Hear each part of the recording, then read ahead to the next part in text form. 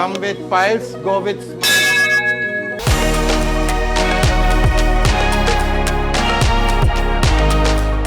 ਜਿਹੜੀ ਬਵਾਸੀਰ ਦੀ ਸਮੱਸਿਆ ਹੈ ਉਹਦੇ ਬਾਅਦ ਇਹ ਲੋਕ ਜਿਹੜਾ ਇਹਨੂੰ ਲਾਈਟਲੀ ਲੈ ਰਹੇ ਹੈ ਉਹਦੇ ਕਿਉਂਕਿ ਬੈਕਗ੍ਰਾਉਂਡ 'ਚ ਪਾਸ ਟਾਈਮ ਤੋਂ ਹੀ ਇਹਨੂੰ ਐਜ਼ ਜੋਕ ਵਰਡ ਯੂਜ਼ ਕੀਤਾ ਜਾਂਦਾ ਸੀ ਕਿ ਤੁਹਾਨੂੰ ਬਵਾਸੀਰ ਹੈ ਔਰ ਬੰਦਾ ਜੇ ਕੋਈ ਕਿਸੇ ਨੂੰ ਬਵਾਸੀਰ ਹੋ ਜਾਂਦੀ ਹੈ ਉਹ ਦੂਸਰੇ ਨੂੰ ਦੱਸਣਾ ਹੀ ਨਹੀਂ ਚਾਹੁੰਦਾ, ਉਹ ਇੰਨਾ ਹੌਲੀ ਬੋਲਣਾ ਚਾਹੁੰਦਾ ਹੈ ਕਿ ਦੂਸਰੇ ਨੂੰ ਪਤਾ ਨਾ ਲੱਗ ਜਾਏ।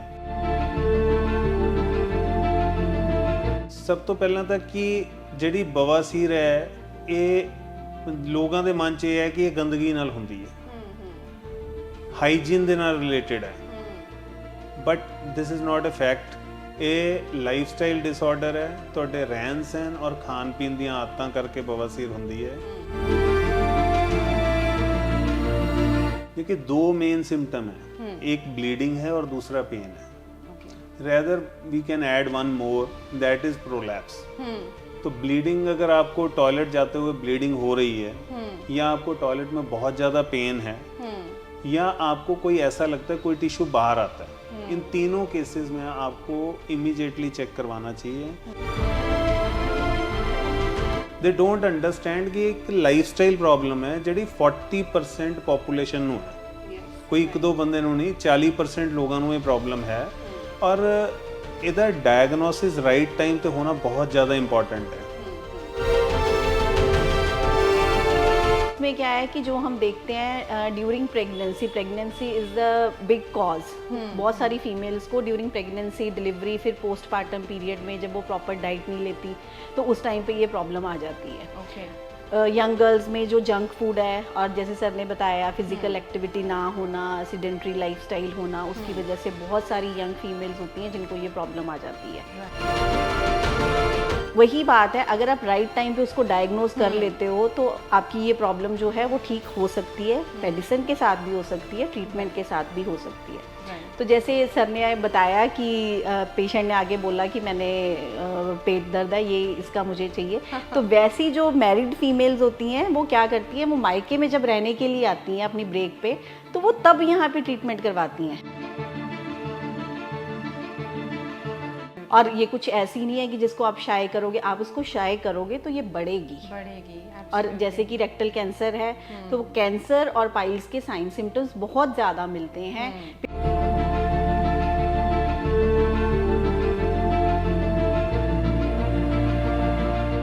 आपका तो टैगलाइन ही बहुत खूबसूरत है ma'am, come with piles and go with smiles. तो आज ही मॉर्निंग में एक ECHS का पेशेंट था, आर्मी पर्सन की बिटिया थी, कश्मीर से आए थे, तो वो जाते हुए आई, कल उनका ऑपरेट हुआ था तो आज डिस्चार्ज हुआ। तो शी सेड कि मैं जब आई थी तो मैंने ये टैगलाइन पढ़ी थी, तो अब मैंने अपने पापा को कहा ये बिल्कुल जस्टिफाइड है, देखो I am going with smiles. So that makes lot of sense. Recently, this has been recognized by World Book of Records and now it is an international record. और उससे बड़ी बात क्या है, नॉर्मली कोई भी रिकॉर्ड बुक में आप कोई भी रिकॉर्ड रजिस्टर कराते हैं, कुछ देर के बाद वो ब्रेक हो जाता है। ये since 2013 we are holding this record. We think we will hold it forever.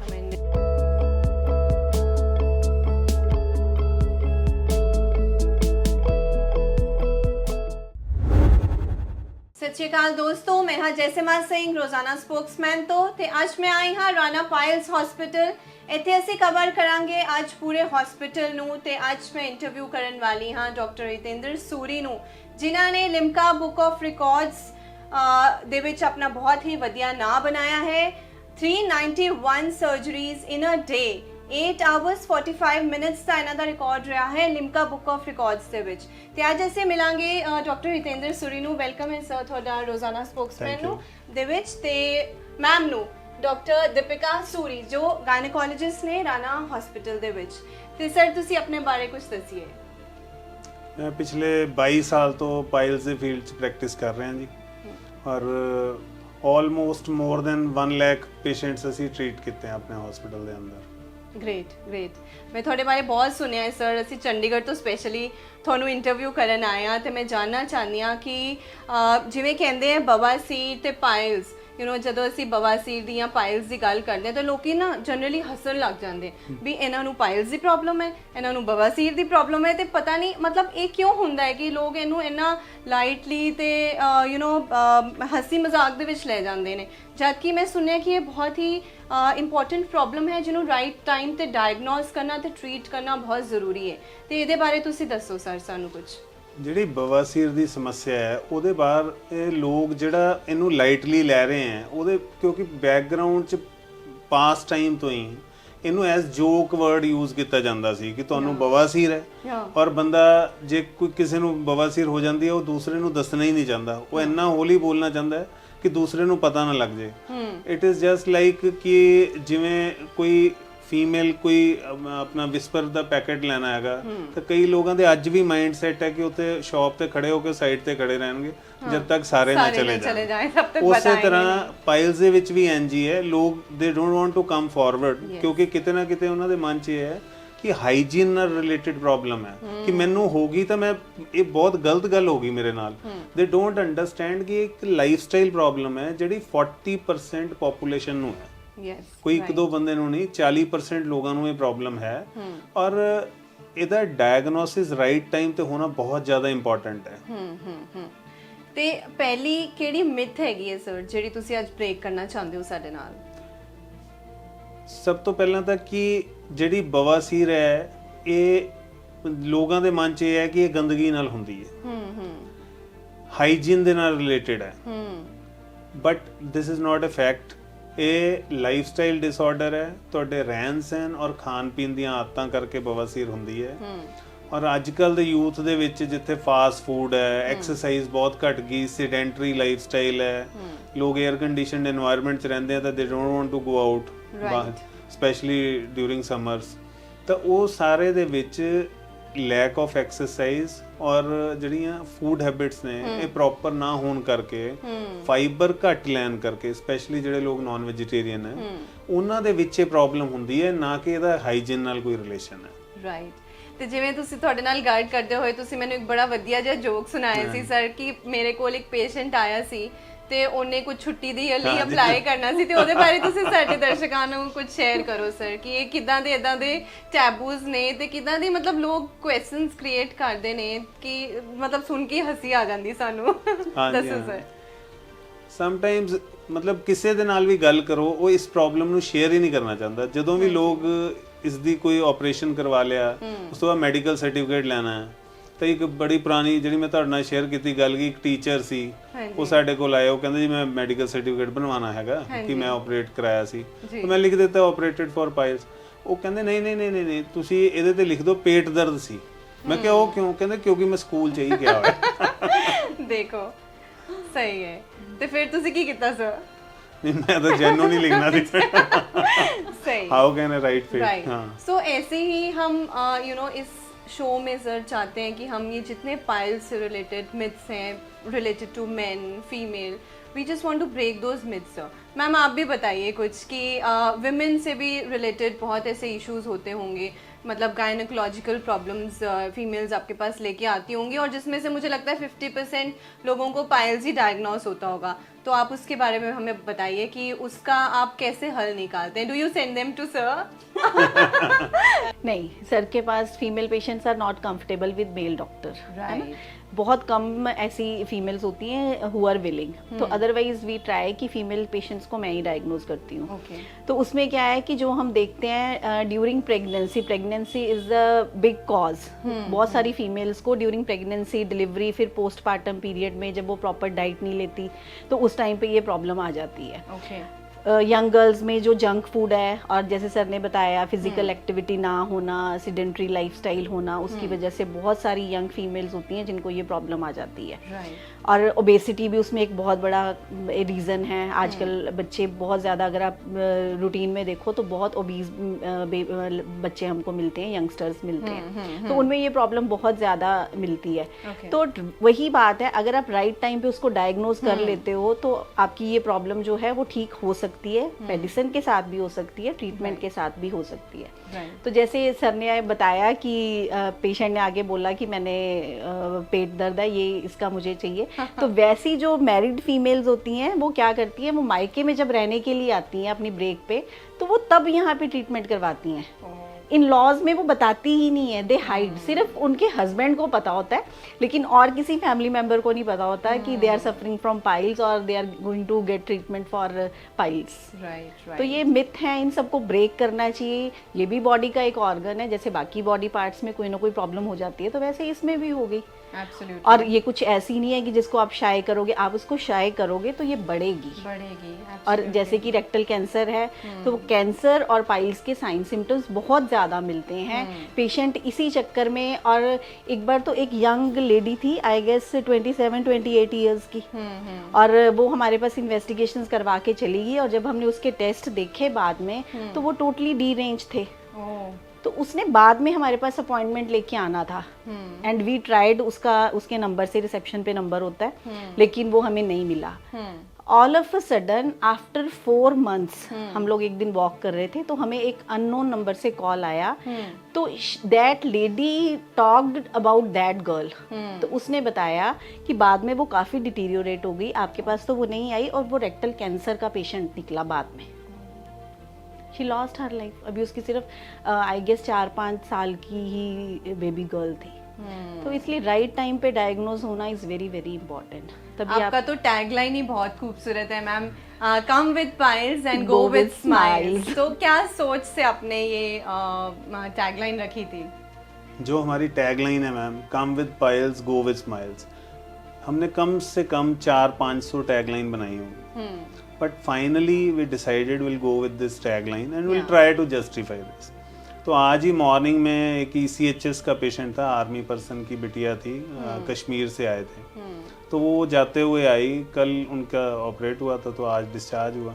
तो शी सेड कि मैं जब आई थी तो मैंने ये टैगलाइन पढ़ी थी, तो अब मैंने अपने पापा को कहा ये बिल्कुल जस्टिफाइड है, देखो I am going with smiles, so that makes lot of sense. तो मैंने सुना है सर कि I am sure this will be like common to both males and females, कि हमारा रूटीन बहुत ज़्यादा डिस्टर्ब हो जाता है अगर हम एक पाइल्स पेशेंट हैं, तो उसके बारे में आप कुछ बताइए। यस, ऑफ कोर्स, कोई भी जो पाइल्स का पेशेंट है वो नॉर्मल नहीं रह सकता। जब आपको बैठने में दिक्कत है, आप वॉशरूम गए, उसके बाद आपको पेन शुरू हो गया, you can not get ready, आपको पेन में आप डिस्टर्ब्ड हो, अब कोई कॉल आती है तो नॉर्मल पर्सन की तरह आप आंसर नहीं कर सकते ना, because you are bit irritated and you can not explain it to everyone. तो आप बता सकते नहीं, और वही टैबू वाली बात भी आ गई, आप किसी से शेयर भी नहीं करोगे, अब फैमिली मेंबर पूछेंगे क्या हो गया, तो आप उनको भी नहीं बताओगे, आप इरिटेटेड रहोगे, और वो इरिटेशन डे टू डे जो लाइफ है उसमें वो बढ़ती जाती है, और वो सारा कुछ स्पॉइल कर देती है। करेक्ट। तो सर आप एक छोटा सा हमारे ऑडियंस को अपना मैसेज दीजिए, कि मैसेज क्या, आप थोड़ा सा इन्फॉर्मेशन दीजिए कि कब एक सिम्टम हमें पता लगता है कि हमें पाइल्स है। What is the basic to basic symptom that you know everybody should know कि ये सिम्टम है, तो we should just run to the doctor to show us and you know get ourselves diagnosed. देखिए, 2 main symptom है, एक bleeding है और दूसरा पेन है। Rather we can add one more, that is prolapse. तो ब्लीडिंग, अगर आपको टॉयलेट जाते हुए ब्लीडिंग हो रही है, या आपको टॉयलेट में बहुत ज्यादा पेन है, या आपको कोई ऐसा लगता है कोई टिश्यू बाहर आता है, इन तीनों केसेस में आपको इमीडिएटली चेक करवाना चाहिए। आप ट्रीटमेंट कहीं से भी करो, इट हार्डली मैटर्स, पर आपको डायग्नोसिस प्रॉपर होना चाहिए कि आप जिस चीज का इलाज करा रहे हो आप श्योर हो कि आपको वही प्रॉब्लम है। क्योंकि जैसा हमने पहले भी डिस्कस किया कि रेक्टल कैंसर और पाइल्स के सिम्टम बहुत ज्यादा सिमिलर हैं, तो एक नॉर्मल आदमी को कैसे पता चल सकता है कि मुझे पाइल्स है या रेक्टल कैंसर है। और लेट अस सपोज वो इधर उधर से दवाइयां लेता रहता है, कभी केमिस्ट शॉप से ले ली, कभी कहीं से ले आए, कभी किसी ने बता दिया वहाँ 3 पुड़ियां मिलती हैं, बवासीर ठीक हो जाएगी। होम रेमेडीज भी बहुत लेते हैं। यस, और वो होम रेमेडीज में अब घर में किसी ने कह दिया कि आप ऐसे कर लो, वो सब करते करते अगर इन केस अनफॉर्चुनेटली आपको कैंसर है, तो वो प्रॉब्लम आपकी बढ़ जाएगी, नेक्स्ट स्टेज में चली जाएगी और कुड बी डेंजरस हो जाएगी situation. Very harmful, that's right sir. तो सर ये जो बहुत ही बढ़िया सी चीज़, मैं जब राना हॉस्पिटल में, पायल्स हॉस्पिटल में गई तो आपका वहाँ बहुत सुंदर सा आपने पोस्टर लगाया हुआ है लिम्का बुक ऑफ रिकॉर्ड्स का। तो वो बताइए मुझे सर कि आपने 391 सर्जरीज 8 घंटे 45 मिनट्स में की कैसे? मतलब did you have a team of doctors and how did you execute this wonderful campaign? Madam इसके लिए ये देखने में एक दिन की एक्टिविटी है, पर इसके पीछे आप ऐसे समझिए 11 साल के कंटिन्यूस एफर्ट्स हैं। We organize many camps, this was not the first camp, but we could not do that much procedures. आप सोचिए 391 पेशेंट्स को बुलाने के लिए कम से कम 391 अटेंडेंट भी चाहिए। ऐसा तो नहीं है कि कोई भी प्रोसीजर कराने अकेला आता है, तो आमतौर पे 1 या 2 जन उसके साथ आते हैं। तो 1000 प्लस अगर लोग हैं और एक हॉस्पिटल है जो सिर्फ 25 बेडेड है, तो उसमें वो कैसे अकोमोडेट हो सकते हैं? तो वो हमने 2002 वी स्टार्टेड आवर करियर, तो 2005 में पहली एक्टिविटी की, फिर 2011 से regularly we were organizing camps, और this was also a free camp.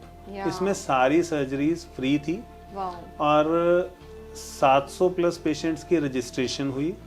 8 state से लोग आए थे। क्या बात है। और उसमें से फिर हमने शॉर्टलिस्ट किए 403 patients and finally turned up 391 and we, हमारी पूरी टीम के उसमें एफर्ट है। This was not a single person effort. इतनी जबरदस्त ऑर्गेनाइज्ड एक्टिविटी थी ये कि एक भी पेशेंट को कोई डिस्कम्फर्ट नहीं हुआ, किसी को कुछ प्रॉब्लम नहीं आई। एक पेशेंट का बाद में फॉलो अप हुआ and everything went so smooth.